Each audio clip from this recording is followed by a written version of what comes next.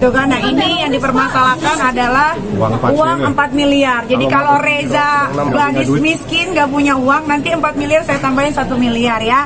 Jadi jangan terlalu digimanain gitu kasus ini, karena saya malu gitu ngurusin 4M kok sampai satu Indonesia gaduh, polisi semua udah kayak kasus pembunuhan, mafia narkoba, bandar narkoba atau bandar judol gitu. Saya merasanya seperti itu gitu, agak memalukan gitu kasus ini. Kalau masalah uang 4 miliar nggak punya, gampang nanti kita transfer.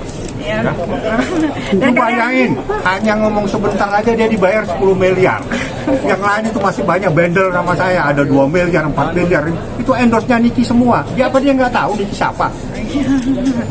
Kami perihal ATM BCA. Malu saja nggak punya uang. Bank account yang akhirnya dibongkar tanpa sepengetahuan. Oh iya, itu saya kecewa sekali sama BCA karena kebetulan saya juga adalah nasabah prioritas, boleh ditanya sendiri.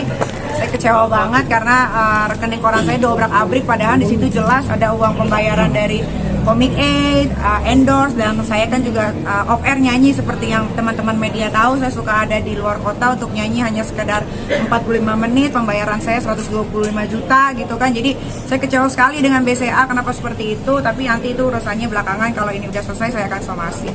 Perihal yang 350 juta itu kan sodako. Jadi 350 juta itu sesuai sama WhatsApp yang dikirim sama salah satu ular ini. Dia bilang dia ikhlas karena dia merasa bersalah bahwa dia sudah memberangkatkan Waria Isra Zega, yang dia tahu Waria yang menghina anak saya kebetulan dan menghina anaknya Mbak Sandi juga gitu. Itu ada di WhatsApp kok, dia bilang dia ikhlas gitu. Dan saya tidak pernah meminta uang 350 juta tersebut. Ingat ya, saya tidak pernah meminta, ada di WhatsApp, dan WhatsAppnya pernah saya putarkan di meja persidangan di depan Bapak Hakim yang terhormat. Perkembangan KPK gimana kan Niki? Tidak tahu kalau itu. Niki mungkin juga ada Reza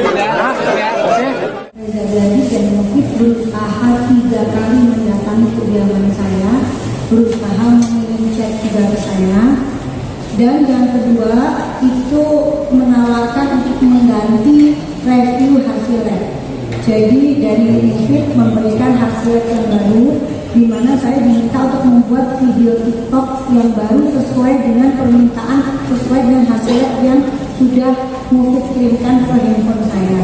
Tetapi di situ saya menolak, permintaan saya hanya satu, jadilah dokter yang benar, berhenti untuk melakukan flexing, tarik produk kamu yang busuk, perbaiki produk kamu, lalu jual kembali dengan harga yang masuk akal dan tidak membohongi masyarakat, seperti itu.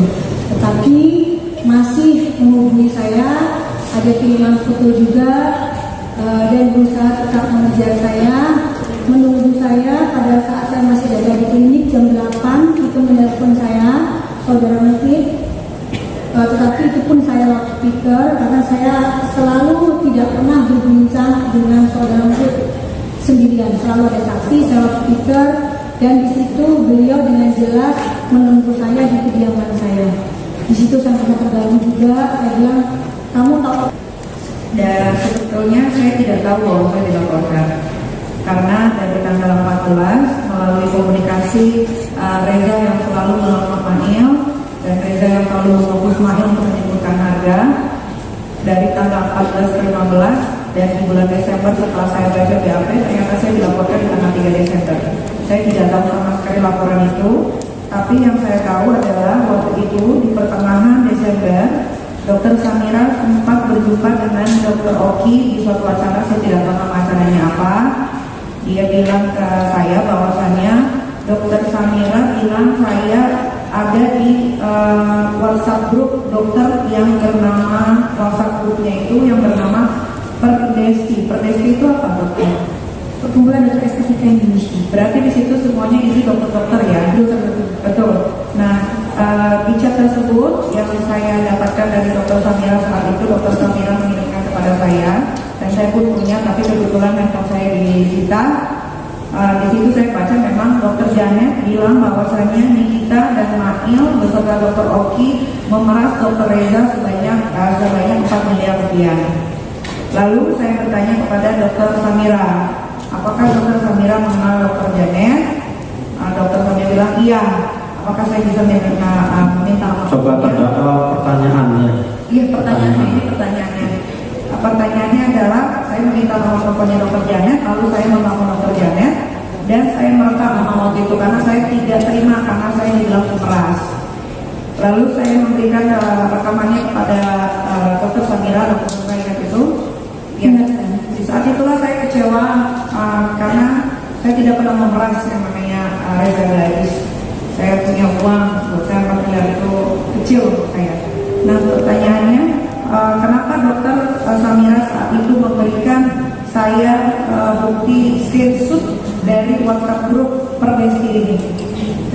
Karena sempat menjadi perbincangan yang Dari Reza yang bilang saya dan Maim ini memeras beliau, dan saya baru tahu bahwa saya dilaporkan itu di bulan Januari ketika Mail digerebek, tapi digerebek oleh polisi cyber Polda Metro Jaya, hanya diambil handphonenya saja. Dan saya tahu laporan itu pun itu polisian tahunya dari Dr. Samira sendiri. Ya, betul. Oke. Sekarang yang berikutnya mau saya tanyakan, dokter tahu ini produk siapa saja? itu produk dari Reza. Ini produk Reza. Ya. Ini produk Reza pernah dokter review sebelumnya? Yang sebagian yang warna merah, yang ada tadi yang warna merah, yang ini yang tadi diberikan yang warna merah.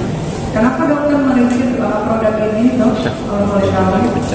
Karena memang itu saya tahu modelnya hanya 70.000, tetapi dijual dengan harga 1.500.000 dengan menggunakan nama dokter, dan itu sangat mencolok profesi dokter.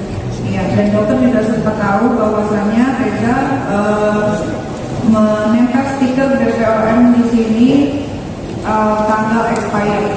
Padahal kalau stiker ini dibuka, sebetulnya produk ini sudah expired. Dokter tahu kan? Itu saya lihat di TikTok yang ini, yang di video TikTok itu. Iya, dan itu memang melanggar aturan. Iya. Pertanyaan selanjutnya, ini adalah produk skincare saya. Ini saya kerjasama sama produk Korea, dan ini ada tulisannya Made in Korea. Ini disegel, ini pakai nama saya, tapi saya meminta izin kepada produk tersebut untuk bekerjasama sama saya. Beda sekali dengan ini. Ini Riberskin, tapi di branding jadi nama Glavisa, tapi tidak menaruh nama Riberskinnya. Di sini jelas ada BPOM dan expirednya, dan bisa dicek di barcode-nya bahwa terdaftar di BPOM. Apakah produk seperti ini?